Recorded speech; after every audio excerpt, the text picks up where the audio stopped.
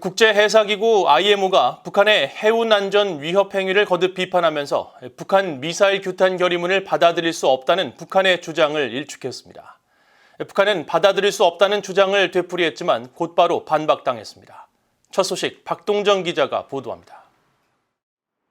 유엔 산하 전문기구인 국제해사기구 IMO 회원국들은 해상 안보 문제를 다루는 제107차 회사안전위원회 회의 마지막 날인 9일 비공개 회의를 열고 그 결과를 담은 보고서 초안을 발표했습니다.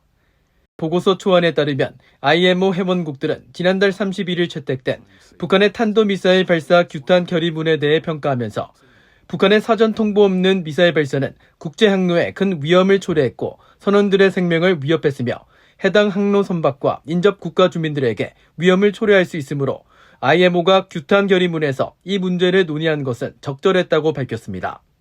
또 지난달 31일 실패로 끝난 북한의 최근 정찰위성 발사를 지목하면서 북한의 인공위성 발사는 탄도미사일 기술을 이용한 어떠한 물체의 발사도 금지하는 유엔 안보리 결의에 대한 심각한 위반이며 북한은 추가적인 인공위성 발사 계획을 철회해야 한다고 지적했습니다.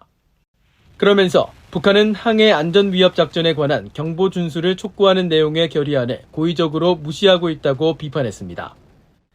이런 가운데 북한은 해양안전위원회 마지막 날 회의에서 IMO가 지난달 31일 채택한 사상 첫 북한 미사일 규탄 결의문에 대해 절대로 받아들일 수 없다는 주장을 되풀이했습니다.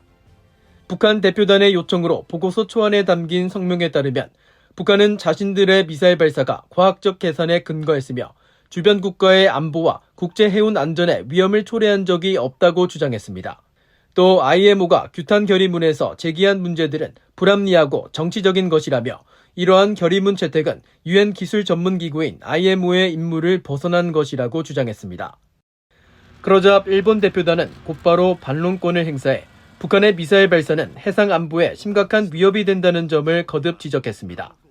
지난달 31일 규탄 결의문 채택을 주도했던 일본 대표단은 성명에서 개정된 전 세계 항해 경보 서비스에 관한 IMO 총회 결의안에 따르면 북한의 미사일 발사는 해운 안전에 영향을 미칠 수 있는 특수작전에 해당한다고 반박했습니다.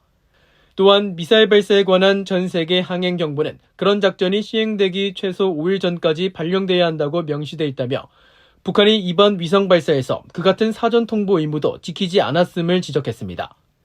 그러면서 북한의 미사일 발사 문제를 다루는 것은 IMO의 권한과 범위 내에 있으며 IMO는 국제 해운 안전을 위해 북한이 제기하는 심각한 위험을 해결하는 기관이 돼야 한다고 강조했습니다. VOA 뉴스 박동정입니다.